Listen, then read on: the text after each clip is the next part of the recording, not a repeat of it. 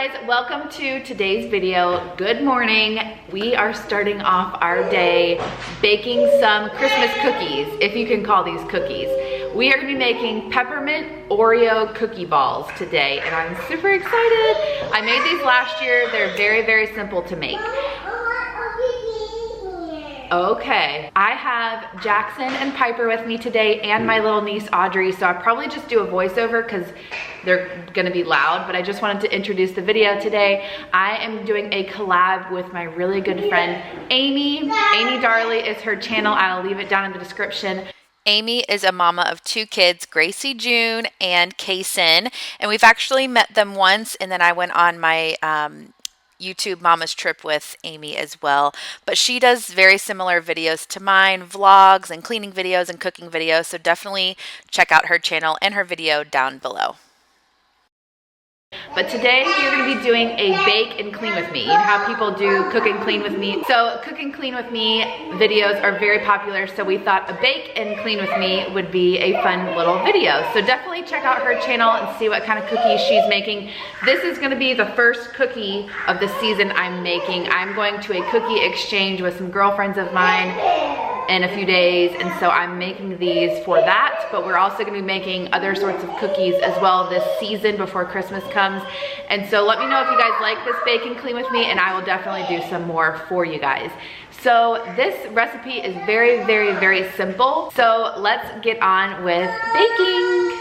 The ingredients for these cookies is real simple. You want to get mint Oreos or the candy cane Oreos, whichever ones you guys have. And you don't need the family size. That's why I opened it up, because we had already eaten some of them. So just like a regular pack of Oreos is fine. Then you'll need a few candy canes or just peppermint candies. You'll also need baker's chocolate and also an 8-ounce container of cream cheese.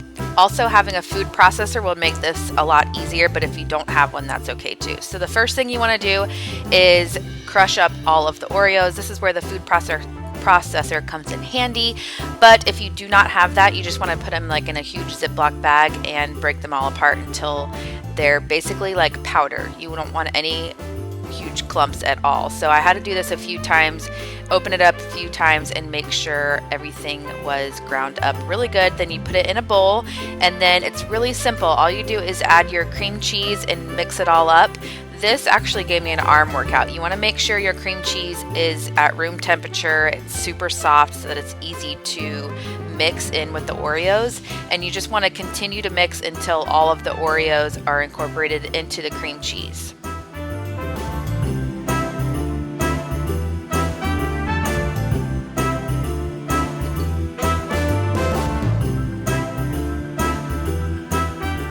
Then, real simple again, you just want to take a spoon or an ice cream scoop or something, and you just want to make little balls, put them on some parchment paper. I had to use these 2 pans because I didn't have much room in my freezer, because once your balls are made, you want to put them in the freezer for at least 30 minutes. If you have other things to do, an hour would be good too. You just want to make them hardened and really hard for the chocolate. The next step is the melting chocolate. I don't know what I'm thinking, you guys, right now.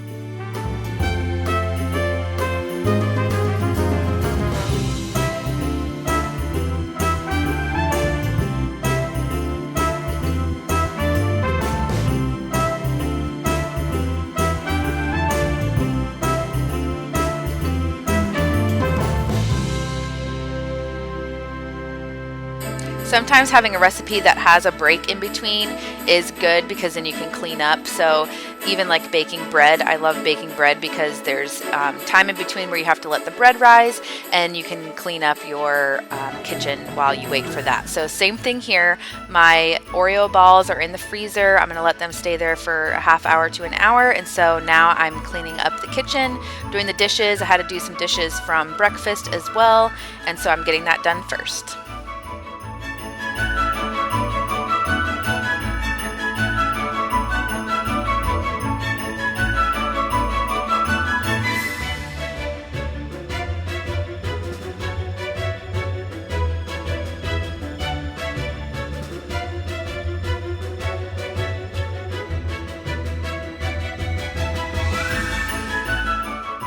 Also, while I waited, I decided to get the candy canes ready. So I used candy canes, but if you have just regular peppermints, you can use that as well. You just want to break open just a few and put them into a Ziploc bag and break them. It was really easy to break them. Actually, it took like 2 seconds, but you want this to be ready for when you dip your Oreo balls into the chocolate. It was almost time for all 3 of the little kids to go down for a nap, so we decided to start cleaning up before I finished the Oreo balls. The kids were making a disaster while I was cleaning, but that's very typical, and at least they were being a little bit quiet and entertaining themselves for the most part. So we are just cleaning up. The kids have been really practicing on helping me clean. Audrey is just so cute. Look how she looks going in fast motion. She is so funny. But we cleaned up and I put the kids down for a nap, and then we were ready to finish up the Oreo balls.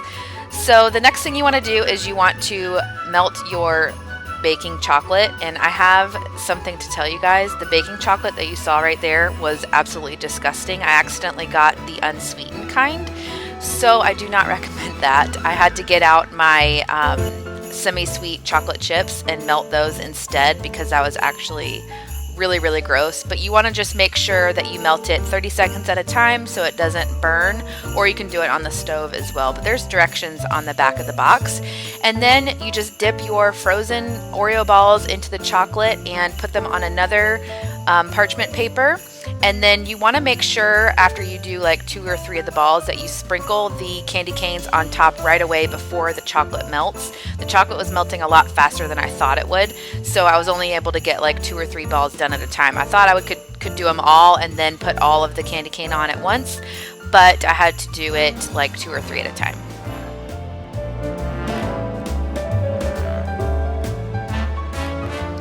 Once all the balls are done, you want to put them back into the refrigerator this time, just so that the chocolate definitely hardens up before you stack them on top of each other.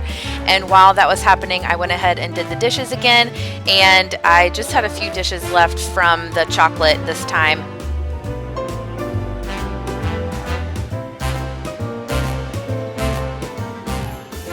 And then I also wiped down the counter because that chocolate got everywhere.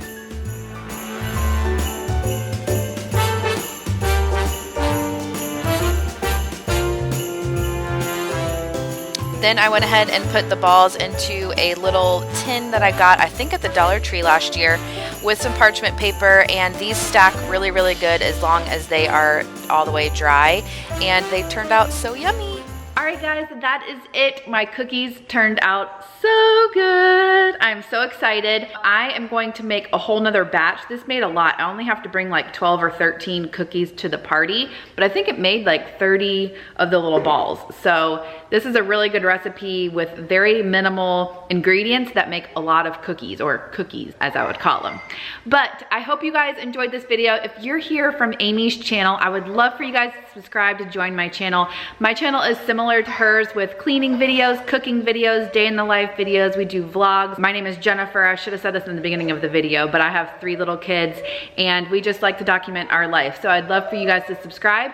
And if you are any of my subscribers, I definitely recommend going over to Amy's channel. I love her so much. She's a dear friend of mine, not just here on YouTube, but also in real life. So I hope you guys enjoyed both of our videos. If you did, give this one a thumbs up and subscribe, and we'll see you guys in our next video. Bye.